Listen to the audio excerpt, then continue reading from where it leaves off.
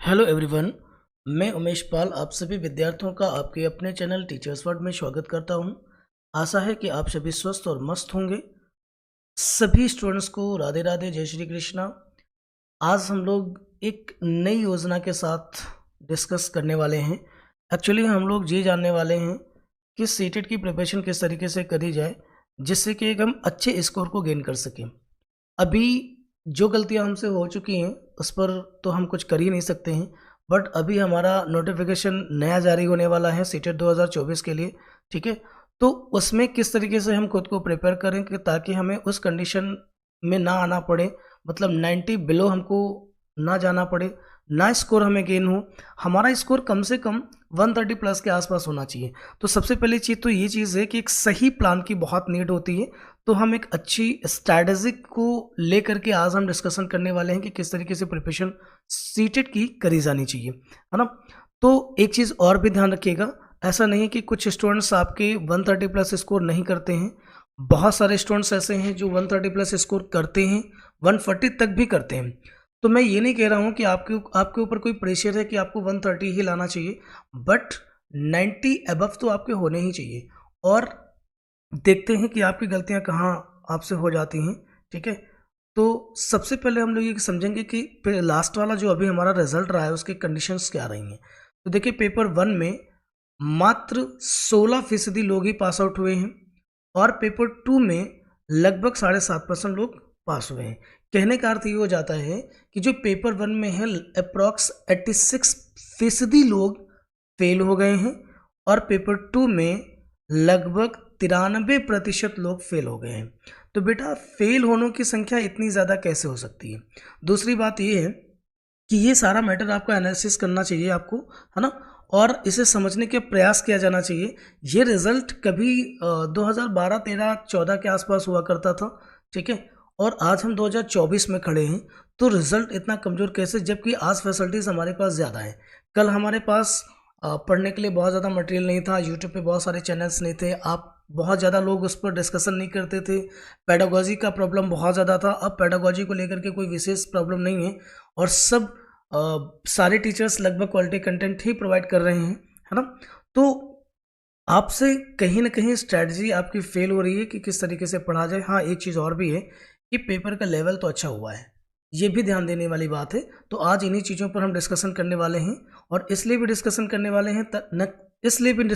वाले हैं ताकि नेक्स्ट एग्ज़ाम में ऐसी कोई समस्या ना रह जाए और फिर से हमें सीटेट को लेकर के प्रिपेयर ना करना पड़े, क्योंकि बहुत सारे आगे भी एग्जाम्स हमको देने। तो सबसे पहले हम लोग समझ लेते हैं सीटेट के एग्जाम पैटर्न को। ठीक है, तो सीटेट के एग्जाम पैटर्न को समझने के लिए सबसे पहले हम देखेंगे कि हमारे पास जो पेपर में क्वेश्चंस होते हैं वो टोटल 150 होते हैं और मार्क्स भी कितने होते हैं, 150 ही होते हैं। तो देख लेंगे, ड्यूरेशन इसका जो होता है वो 2.5 आवर्स होता है।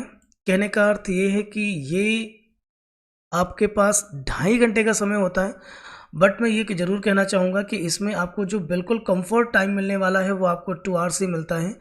आपका 1.5 आवर जो होता है ना, वो कहीं ना कहीं OMR filling, formalities filling board की तरफ से जो भी होती हैं, है ना, और क्लासरूम एडजस्ट होने ये वो करने में, मतलब कहीं ना कहीं ये टाइम आपका कहीं ना कहीं कंज्यूम हो जाएगा।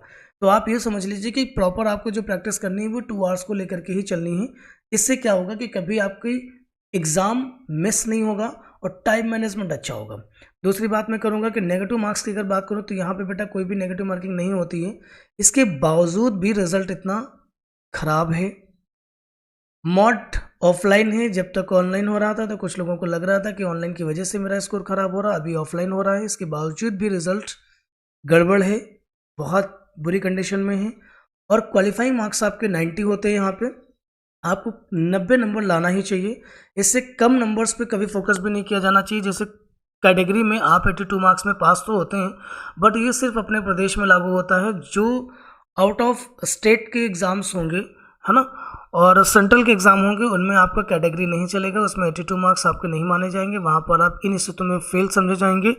आपको 90 नंबर ही लाने चाहिए, इससे कम नंबर तो बिल्कुल भी नहीं होने चाहिए। ठीक है, आते हैं इस स्कोर को पाने के लिए हमें कैसे स्ट्रेटजी का प्लान करना चाहिए। तो देखते हैं, देखिए मार्केट में बहुत सारी चीज़ें अवेलेबल हैं और बहुत सारे टीचर्स अवेलेबल हैं, तो थोड़ा सा हमें ध्यान देना है कि कौन कौन सी चीज़ें हमको अवॉइड करना चाहिए, कौन सी चीज़ें नहीं करना चाहिए। देखिए, काम को करने से पहले क्या हमें करना चाहिए, उससे पहले ये ज़रूर जान लेना चाहिए कि कौन सी चीज़ें हमको नहीं करनी है। ठीक है, तो सबसे पहले हम लोग समझेंगे कि पहला पॉइंट देखेंगे क्या हमको नहीं करना है। तो देखिए, सीटेट के एग्ज़ाम को अगर अच्छे से प्रिपेयर करना है तो अवॉइड रोट लर्निंग, आपको रट्टा पद्धति से बचना होगा। कुछ स्टूडेंट्स एग्ज़ाम से ठीक पहले 1-2 महीने पहले सीधे क्वेश्चंस की प्रैक्टिस करना शुरू करते हैं। तो बेटा, प्रॉब्लम यही है कि जब आप प्रैक्टिस करेंगे सीधे क्वेश्चंस की, तो कहीं ना कहीं आप रटने वाले प्रोसेस पर हो और इससे आपके अंदर ब्रॉड थॉट्स नहीं आएंगे, क्रिटिकल थिंकिंग आपके अंदर नहीं होगी, और जिसके कारण क्या होगा कि आप सीटेट के क्वेश्चंस को समझने में कहीं ना कहीं मिसिंग कर दोगे, गलती कर दोगे। क्योंकि यहाँ क्वेश्चन ज़रूरी नहीं होता कि बहुत सारा क्वेश्चन आपका यहाँ पे रिपीट हो, कि आप रट्टा कर लोगे, याद कर लोगे तो उसका आप जवाब दे लोगे, ऐसा कुछ नहीं होना है। दूसरी बात यह है कि लैंग्वेज के केसेस में ज़्यादातर स्टूडेंट्स ग्रामर में फंसे होते हैं। तो बेटा, यहाँ ग्रामर का सेक्शन बिल्कुल नगण्य है। ठीक है, बहुत कम क्वेश्चंस होते हैं, सबसे ज़्यादा आपका पेडागोजी सेक्शन होता है। तो सभी विषयों की पेडागोजी पर विशेष फोकस करें, तब तो आप अच्छा स्कोर कर पाएंगे। और नेक्स्ट आता है डेविएशन फ्रॉम सिलेबस। तो सिलेबस को सबसे पहले जान ले जो ज़रूरी है। देखिए, सिलेबस वो चीज़ है कि जैसे सपोज़ कीजिए हमें कहीं जाना होता है ना, तो हमारा रूट क्लियर होता है। अगर हमारा रूट ना क्लियर हो तो ऐसा नहीं होगा कि मैं NH24 पे खड़ा हो जाऊँ, मुझे कहीं भी जाना होगा तो किधर की भी बस आ जाएगी या ट्रेन आ जाएगी तो मैं उस पर चढ़ लूँगा तो कहीं भी चला जाऊँगा। तो वो हो गया कि जब हमारे पास कोई पर्पज होगा ही नहीं या डेस्टिनेशन ही नहीं है कि हमको जाना कहाँ है। तो जाने के लिए, मंजिल तक पहुँचने के लिए या डेस्टिनेशन तक जाने के लिए सबसे पहले रूट का पता होना ज़रूरी है। तो एक्चुअली जो सिलेबस होता है वो क्या होता है, अपना रूट है। तो रूट की जानकारी होनी ज़रूरी है। तो डेविएशन फ्रॉम सिलेबस, सिलेबस से भटकना नहीं है और उसे ठीक से समझ लेना चाहिए कि क्या क्या पूछा जाना है और किस सब्जेक्ट में कितना क्या आएगा। ठीक है, अब आते हैं कि क्या करना ज़रूरी है, इस पर डिस्कशन कर लिया जाए। तो डूज को समझेंगे, अब इसको समझेंगे भैया। देखिए, इसको देखिए, डूज का मतलब है कि क्या क्या चीज़ें हमको यहाँ पे करनी है। तो देखिएगा, पहला पॉइंट हमारे पास है पेडागोजिकल कॉन्सेप्ट्स। देखिए, सबसे ज़्यादा इम्पॉर्टेंट पॉइंट आपका यही है। मैं यही कहूँगा कि सीटेट के एग्ज़ाम की रीड यही है, पेडागोजी है। और पेडागोजी कॉन्सेप्ट्स की बात कर रहे हैं, कंटेंट्स पढ़िए, थ्योरी पढ़िए, जहाँ से आपके अंदर पेडागोजिकल कॉन्सेप्ट्स डेवलप होंगे और आपको क्रिटिकल थिंकिंग स्टार्ट हो जाएगी। ये बहुत ज़रूरी पॉइंट है आपके लिए इस एग्ज़ाम को करने के लिए। देखिए, एक चीज़ ये भी होती ना कि सीटेट के एग्ज़ाम को देने में आपने देखा होगा कि जो क्वेश्चंस होते हैं तो एक से ज़्यादा उत्तर वहाँ पर हमको महसूस होने लगते हैं। तो उसका कारण यही है कि जब हम कॉन्सेप्ट को लेकर के बिल्कुल क्लियर होंगे, स्पष्ट होंगे, कंटेंट हमारा बिल्कुल प्रिपेयर होगा, और तब मैं वहाँ पे क्रिटिकल थिंकिंग कर पाऊँगा और डिसाइड कर पाऊँगा कि कौन सा उत्तर नहीं होगा। ठीक है, तो इसलिए ज़रूरी है कि आपका पेडागोजिकल सेक्शन बहुत स्ट्रांग होना चाहिए, इस पर ध्यान देने की बहुत ज़रूरत है। फिर आएंगे, आपको NCERT पढ़ना होगा। NCERT ज़रूर पढ़ें क्योंकि CBSE एग्ज़ाम कराता है, तो NCERT बेस्ड क्वेश्चन ज़रूर वो पूछता है। और फिर एक बार थर्ड पॉइंट बेहद मजबूत और बेहद ज़रूरी हो जाता है कि प्रीवियस क्वेश्चंस की प्रैक्टिस ज़रूर करना है। तो देखिए बेटा, प्रीवियस क्वेश्चंस प्रैक्टिस इसलिए भी करनी है कि इससे एक्चुअली सिलेबस वहीं से समझ में आता है कि क्वेश्चन किस तरीके का पूछेगा और उसका लेवल क्या होगा। और हर बार क्वेश्चंस का स्तर बदल रहा है, हर बार मजबूत होकर के क्वेश्चन आता है, कहीं से कमज़ोर नहीं बनता है। तो जो बच्चे रट करके पढ़ते हैं या सीधे क्वेश्चन सीरीज करते हैं उनको कहीं ना कहीं प्रॉब्लम होती है। इसलिए आपको पेडागोजिकल कॉन्सेप्ट को जान लेना बहुत ज़रूरी होगा। रही बात प्रीवियस ईयर्स क्वेश्चंस की, तो इसके लिए आप मार्केट से बुक परचेज कर सकते हो। बेटा, एक चीज़ ध्यान रखना, कुछ बच्चे क्या करते हैं कि प्रैक्टिस बुक खरीद लेते हैं, तो प्रैक्टिस बुक से आपको यहाँ पर बचना है। ठीक है, क्योंकि प्रैक्टिस बुक कहीं ना कहीं आपको कंफ्यूज भी कर सकती है। तो इसलिए आप प्रीवियस क्वेश्चंस की बुक ही परचेज करें अगर आप बुक से पढ़ना चाहते हैं तो।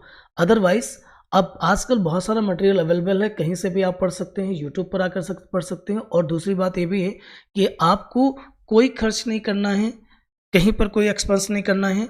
आपको अपने चैनल हमारे चैनल पे बने रहना है। यहाँ पर आपको मैं प्रीवियस क्वेश्चंस की सभी प्रैक्टिस कराऊंगा, सारे क्वेश्चंस सभी सब्जेक्ट्स के एनालिसिस भी करूंगा, इसलिए आपको समझने में आसानी होगी। तो इसलिए ज़रूरी नहीं है कि आप बुक पढ़ें, बट फिर भी चाहे कितना भी मना कर दूं मैं, लेकिन जब एग्ज़ाम आएगा तो आप प्रीवियस क्वेश्चंस की बुक ज़रूर खरीदेंगे। तो किसी ऑथेंटिक अच्छे पब्लिकेशन की बुक आप परचेज़ कर सकते हैं यहाँ पर। और बहुत ज़्यादा मोटी बुक्स नहीं लेनी, क्योंकि आप उसे पढ़ नहीं पाओगे, है ना। जो भी 10-20 सालों के आपको मिल जाएँ और 5-6 सालों का प्रीवियस पेपर मिल जाए तब भी ठीक है, कोई दिक्कत नहीं है, आप वहाँ पे प्रैक्टिस कर सकते हैं। दूसरी बात आ जाती है, पैसेज को सबसे ज़्यादा जानना ज़रूरी है ना। लैंग्वेज के केसेस में पैसेज बहुत सीखना है, बहुत प्रैक्टिस करनी है इसके लिए। तो पैसेज को लेकर के आपको इधर उधर भटकने की ज़रूरत नहीं, क्योंकि देखिए कोई भी पैसेज जो होगा कॉम्प्रहेंशन कभी रिपीट नहीं होता। कॉम्प्रहेंशन पढ़ लेने से, अभ्यास कर लेने से कॉन्सेप्ट की प्रैक्टिस ज़रूर हो जाती है, कॉम्प्रहेंशन की प्रैक्टिस ज़रूर हो जाती है। तो जो प्रीवियस पैसेज है ना, सिर्फ उन्हीं को पढ़ लीजिए, उन्हीं से काम आपका चल जाएगा और एक्स्ट्रा इधर उधर भटकने की ज़रूरत नहीं है। और सबसे इम्पॉर्टेंट चीज़ आ जाती है कि रीड एज पर सिलेबस। तो आपको सिलेबस पर फिर एक बार ध्यान रखना है ना, क्योंकि मंजिल का पता होना ज़रूरी है, रूट स्पष्ट होना ज़रूरी है कि जाना कहाँ है। और ये लास्ट सेगमेंट आपको बेटा ओमार की प्रैक्टिस करना बहुत ज़रूरी है, क्योंकि ज़्यादातर बच्चे ओमार फिल करने में गलतियाँ कर ही देते हैं। तो मैं इसके लिए आपको एडवाइस करूँगा कि ओमार की बहुत सारी बुक्स आती हैं, ठीक है, जो सिर्फ ओमार के लिए होती है। उसमें 8-10 ओमार शीट वाली कोई बुक ले लीजिए, तो उनको बीच बीच में हफ्ते में एक बार उनको फिल कर लीजिए, उसका अभ्यास कर लीजिए। एग्जाम से ठीक 15 दिन पहले इसको परचेज कर लीजिए, कर लीजिए वहाँ पर, तो ओमार की वहाँ से प्रैक्टिस हो जाएगी। सो आप ओमार फिलिंग में कोई गलतियाँ नहीं करोगे, ठीक है, गलतियों से आप बच जाओगे। सो अगर हम इस तरीके के प्लान को लेकर के हम अपनी पढ़ाई को करेंगे तो ज़रूर हमें सक्सेस मिलेगी और हम यहाँ नहीं होंगे, आप देख रहे हैं ना। और हम फेल होने वाली कंडीशन में नहीं, हम जो रिज़ल्ट पास आउट होगा, होने वाला होगा, हम उनमें होंगे, हमें उसमें नहीं होना है। और दूसरी बात है कि कम से कम टारगेट बेटा 130 प्लस का ज़रूर करें। अलग इशू है कि कितने वहाँ पर आप स्कोर करोगे, कितना आप गेन कर पाओगे, बट आपका टारगेट इससे कम का नहीं होना चाहिए। और टारगेट अचीव करने के लिए जो भी आप प्रयास करते हैं वो ज़रूर कीजिएगा। पढ़ाई के अलावा आपको करना भी क्या है, अगर सीटेट आप अच्छा नहीं कर पाए तो फिर क्या करेंगे, ठीक है, जहाँ पे कोई नेगेटिव मार्किंग नहीं भी है। चलिए आज की क्लास को मैं यहीं पे वाइंड अप करता हूँ। Thank you so much. और हाँ, नेक्स्ट टर्न पे हम लोग प्रैक्टिस करेंगे प्रीवियस क्वेश्चंस की, ठीक है। सो सब्सक्राइब और शेयर करना बिल्कुल मत भूलिएगा।